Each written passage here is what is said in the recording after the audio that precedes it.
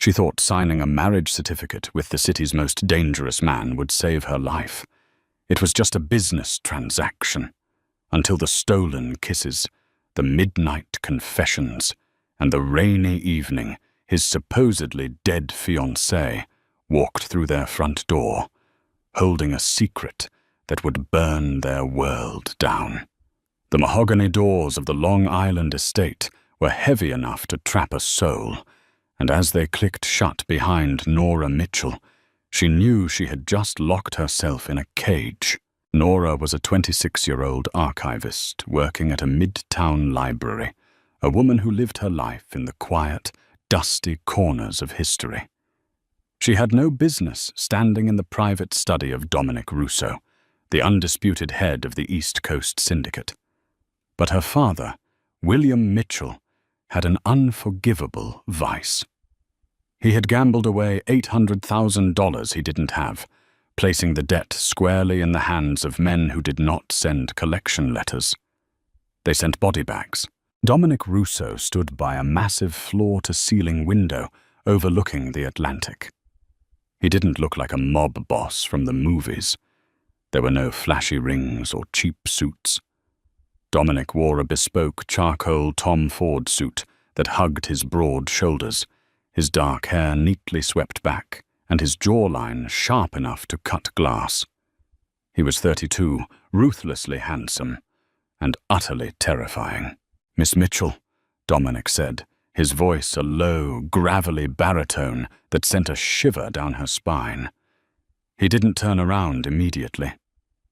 "Your father has placed you in a very unfortunate position."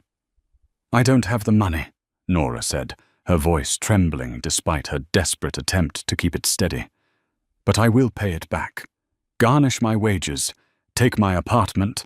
Dominic finally turned. His eyes were a piercing, cold slate grey. He walked toward his massive oak desk, picked up a thick file, and tossed it onto the polished wood. "It would take you 4 lifetimes on an archivist's salary to pay off your father's debt." "I am a businessman, Nora. I do not deal in lifetimes. I deal in the present." He leaned against the edge of the desk, crossing his arms. "I don't want your money. I want you." Nora's breath hitched, her mind instantly jumping to the darkest, most horrific conclusions. She took a step back, her hand gripping the strap of her cheap canvas tote bag. "I'm not that kind of woman." A dark, humorless chuckle escaped his lips. "And I am not a trafficker. Sit down." When she hesitated, his eyes narrowed, the temperature in the room dropping 10 degrees. She sat in the leather chair opposite him. "I am currently restructuring my family's assets," Dominic explained, pouring a glass of amber liquid from a crystal decanter. "I am pushing into legitimate real estate and international shipping. But the State Port Authority and the federal regulators are stalling my contracts. They see me as a liability, a loose cannon. The traditional heads of the 5 families, specifically Old Man Carmine, think I'm too untethered. They want me settled. They want me married to a clean, respectable, entirely civilian woman." Nora stared at him, the absurdity of the situation washing over her. "You want me to be your wife?" "I want you to be my wife on paper and in public," Dominic corrected. "A 1-year contract. You will live in my penthouse. You will attend galas, smile for the cameras, and play the role of the devoted, innocent woman who tamed the beast. In exchange, your father's debt is wiped clean today. And when the year is up, we file for a quiet, irreconcilable differences divorce, and you walk away with $2 million in an offshore trust." He slid a heavy, cream-colored document across the desk. Next to it, he placed a gold Mont Blanc pen. "My lawyer, James O'Connell, drafted this," Dominic continued. "It is ironclad. You will be safe. No one in my world will touch you, because to touch my wife is a death sentence. But you must never ask questions about my business, and you must never, under any circumstances, betray me." Nora looked down at the contract. Her father was currently sitting in a basement in Queens, waiting for a bullet. If she walked out that door, William Mitchell was dead. If she signed, she was selling her soul to the devil.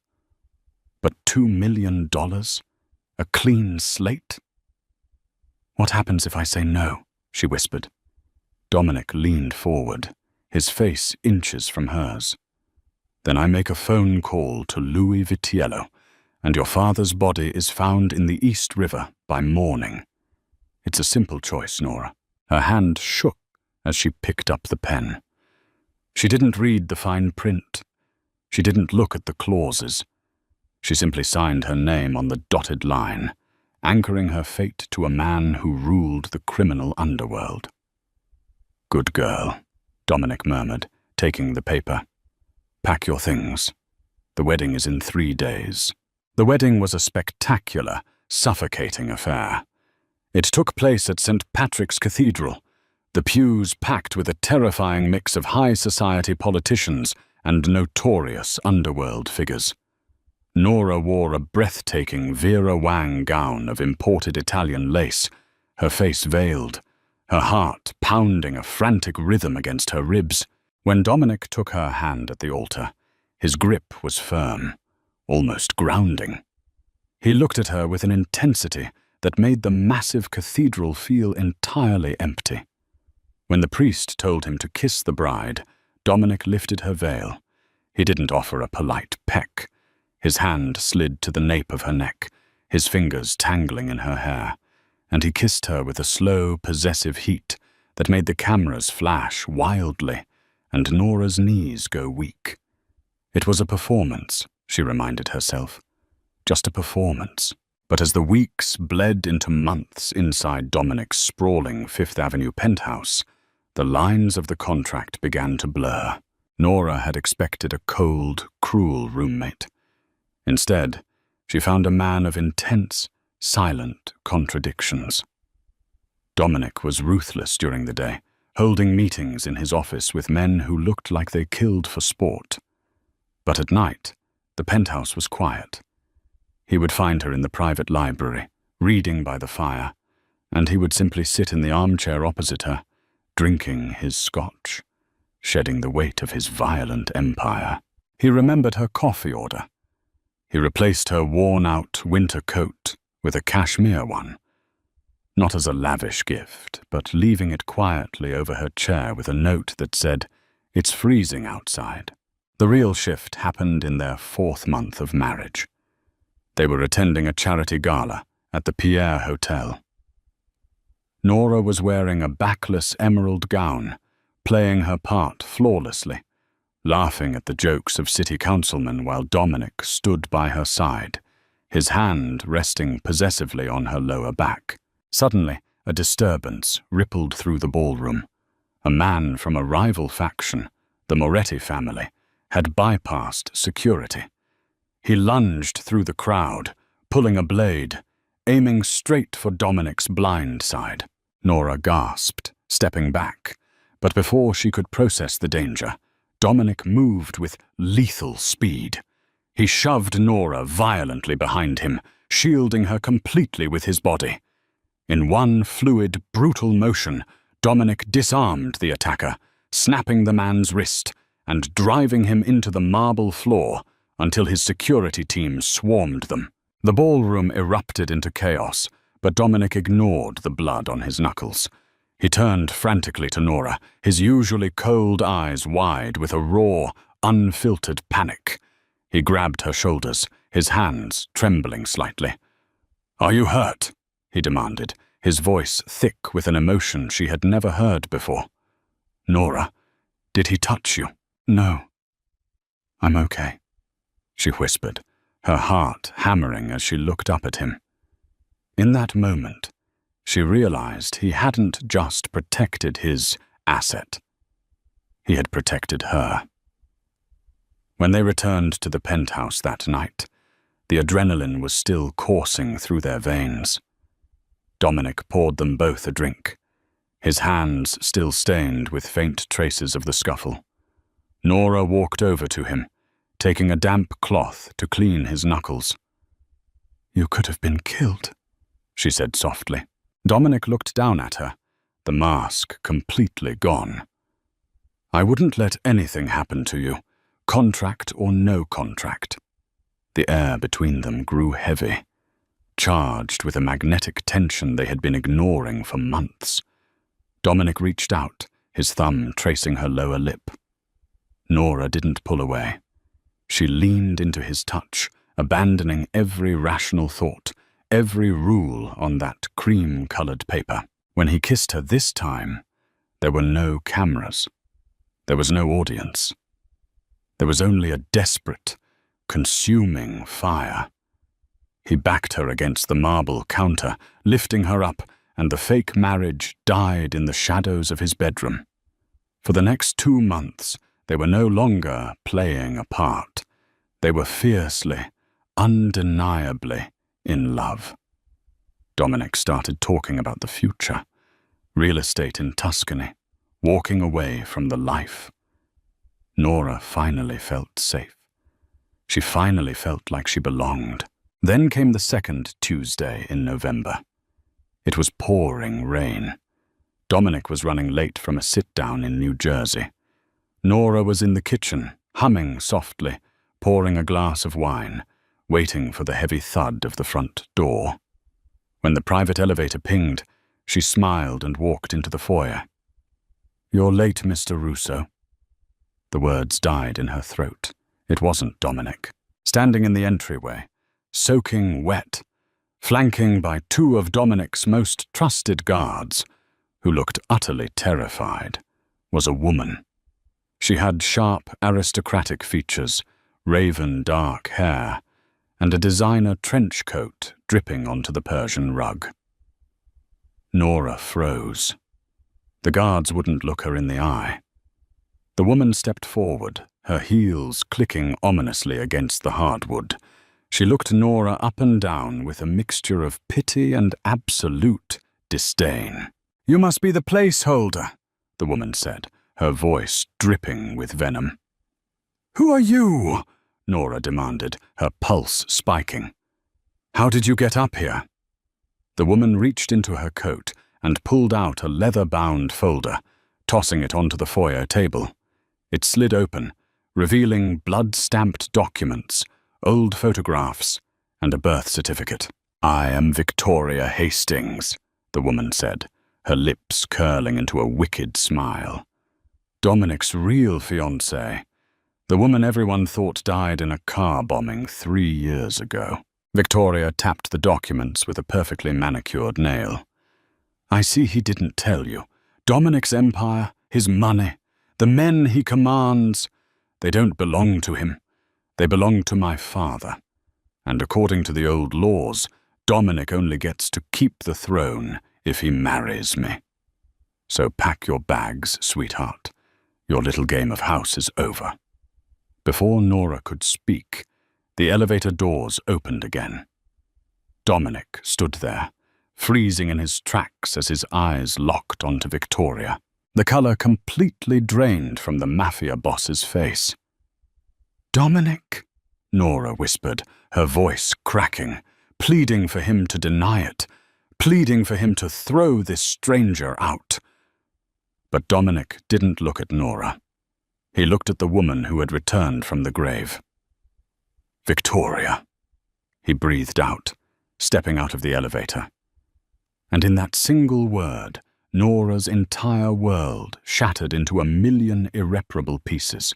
The silence in the sprawling Fifth Avenue foyer was sudden and absolute, heavy enough to crush the air from Nora's lungs. Rain battered against the floor-to-ceiling windows, casting jagged, watery shadows across the imported marble floor. Dominic remained frozen just outside the private elevator, his usually composed, ruthless demeanor completely shattered. His eyes were locked on Victoria Hastings, as if he were staring at an apparition summoned straight from the depths of hell. Victoria, dripping wet but maintaining the arrogant posture of a queen, offered a slow, deliberate smile. She tossed her wet coat to one of the trembling guards. "It is impolite to stare, Dominic. Aren't you going to welcome your bride home? I travelled a very long way from Geneva to reclaim what is rightfully mine." "You died," Dominic whispered, his voice sounding like tearing sandpaper. He took a hesitant step forward, ignoring Nora completely. "I saw the wreckage in Palermo. I identified the ring.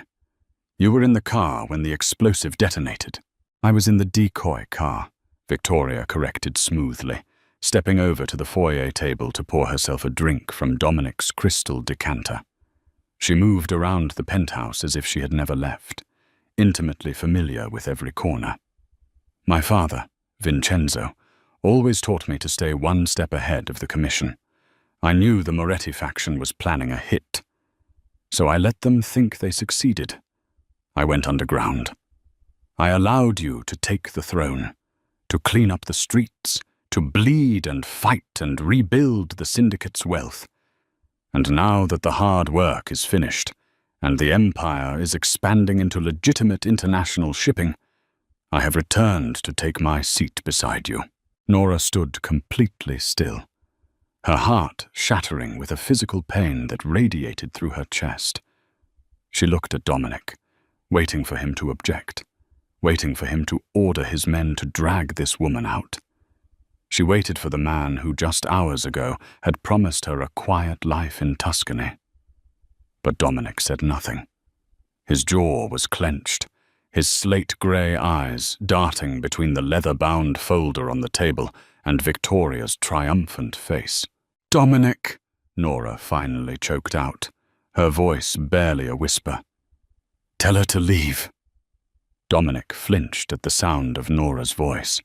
He slowly turned his head to look at her, and the expression in his eyes broke her. There was no fire. There was no defiance. There was only a suffocating, paralyzing realization of defeat. "Nora," Dominic started, taking a step toward her, his hand reaching out. "You don't understand the laws of the commission. Vincenzo Hastings was the supreme head. His bloodline dictates the succession. If Victoria is alive, my claim to the empire, my protection, the loyalty of the 5 families, it all legally belongs to her." "I don't care about the 5 families," Nora shouted, tears finally spilling over her eyelashes. "I care about you. We are married." Victoria let out a sharp, mocking laugh. She took a sip of her bourbon, staring at Nora with absolute contempt.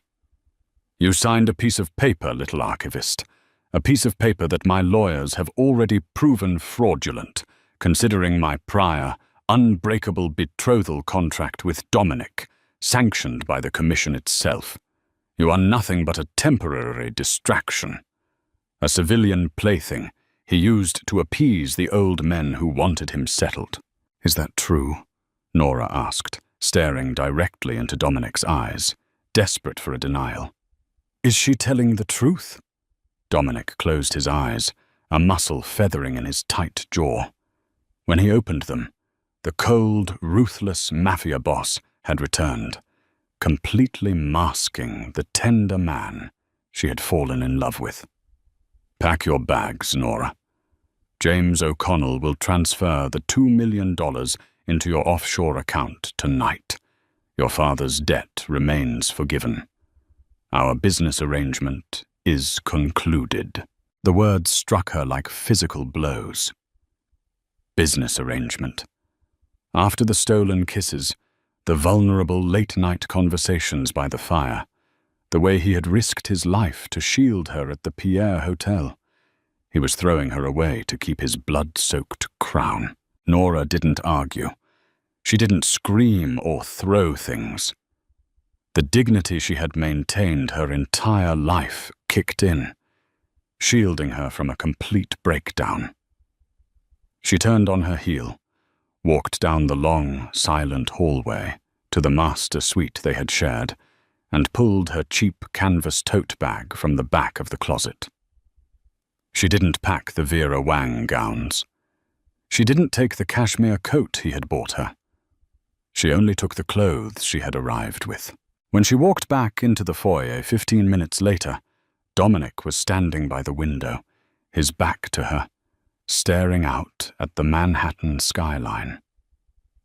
Victoria was sitting on the velvet sofa, looking thoroughly bored. "Goodbye, Dominic," Nora said softly. He didn't turn around, but as the elevator doors closed, sealing her out of his world forever, Nora could have sworn she saw his shoulders violently shake. Over the next 4 weeks, Nora attempted to erase the Mafia boss from her memory. She rented a small, run-down apartment in Astoria, Queens, far from the glittering lights of Fifth Avenue. She found a quiet job cataloging rare books at a small independent shop in Brooklyn. She changed her phone number and lived like a ghost, terrified that the shadows of her past would catch up to her. But the past was already growing inside her. It happened on a cold Tuesday morning.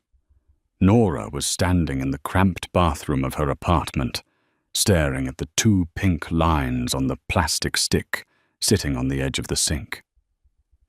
She covered her mouth to stifle a sob, her knees giving out as she slid to the linoleum floor. She was pregnant. She was carrying the heir to the most dangerous crime syndicate on the East Coast. Panic seized her. If Victoria Hastings found out about the child, Nora would not survive the week. In the Mafia, bloodlines were currency, and an illegitimate child threatening Victoria's claim to the throne was a death sentence.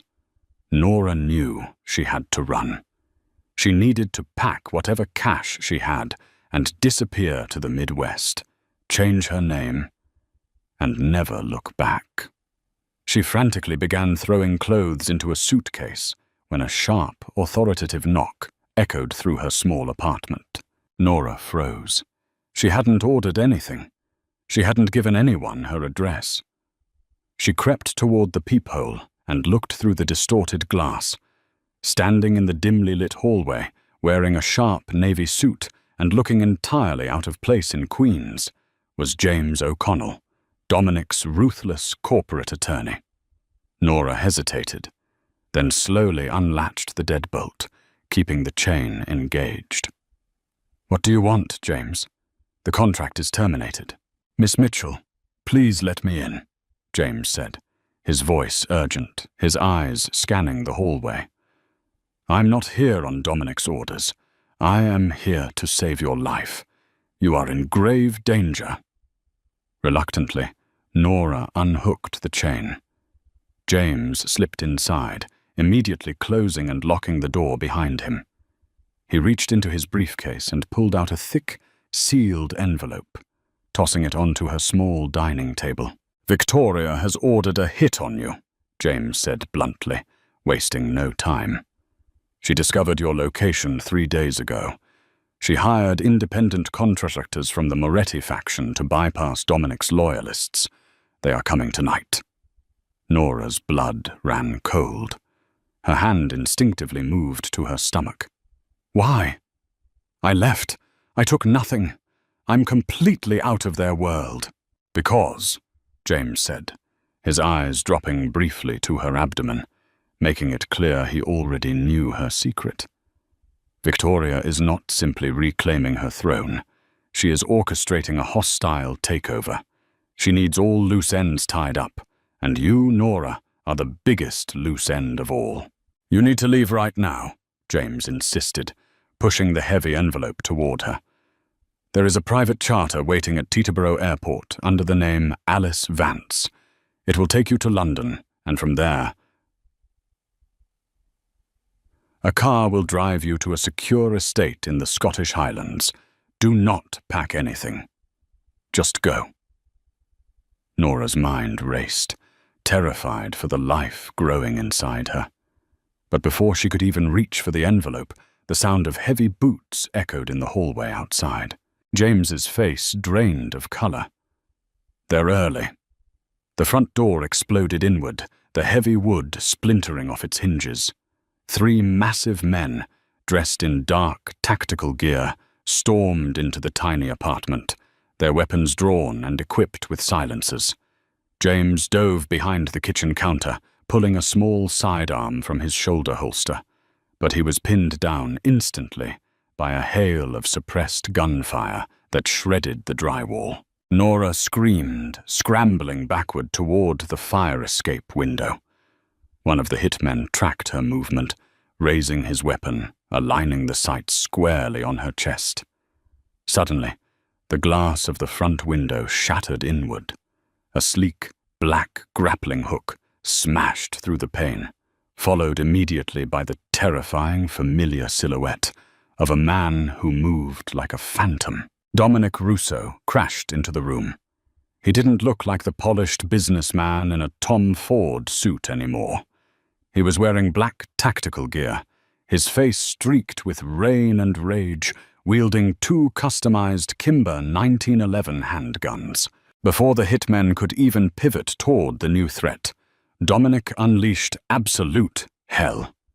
His movements were terrifyingly precise, a lethal ballet of violence. He dropped the first man with 2 shots to the chest. The second man turned, firing wildly, but Dominic slid across the floor, dodging the bullets and returned fire, striking the man precisely in the throat. The third hitman lunged with a tactical knife, but Dominic caught his arm, twisted it until the bone snapped, and drove the hilt of his gun into the man's temple, dropping him unconscious to the floor. The entire brutal exchange lasted less than 10 seconds. The apartment was eerily silent, save for the ringing in Nora's ears and the heavy breathing of the Mafia boss standing amidst the carnage. "Dominic!"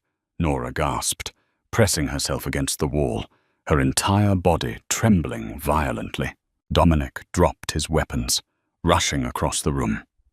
He fell to his knees in front of her, his hands frantically checking her face, her arms desperately searching for wounds. "Are you hurt? Nora, please tell me you're not hurt." I'm okay," she stammered, completely in shock. "What are you doing here? You chose her. You told me to leave." Dominic's expression crumbled into pure, agonizing regret. He gently cupped her face, his thumbs wiping away her tears. "I had to let you go. I had to make her believe she had won. If I had fought her in that foyer, if I had shown her how much you meant to me, you would have been dead before you reached the lobby." Nora stared at him, trying to process his words. "You knew she was going to kill me.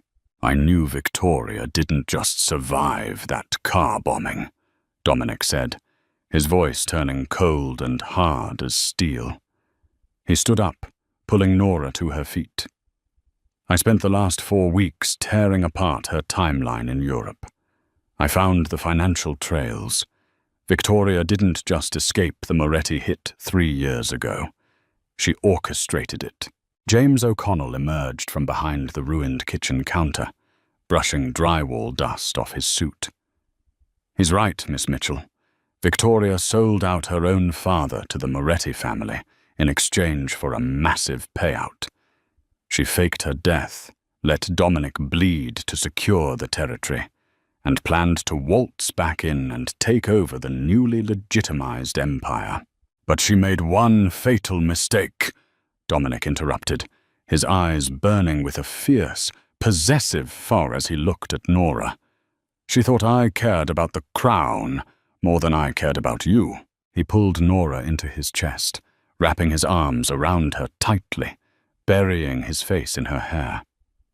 "The night she arrived, I realized instantly what she was doing.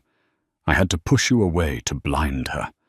While she spent the last month celebrating her return, organizing galas at the Waldorf, and consolidating power, I spent the last month transferring every single dime of my legitimate assets into an irrevocable trust under your name. I dismantled the illegal operations. I handed all the evidence of Victoria's betrayal directly to Old Man Carmine and the Commission." Nora pulled back slightly, looking up at him in utter disbelief. You gave up the empire. You gave it all away.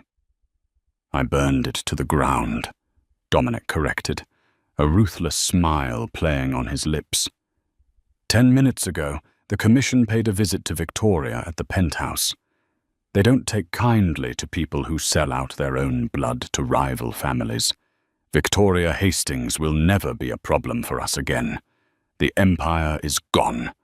The crown is shattered. I am officially a dead man in New York.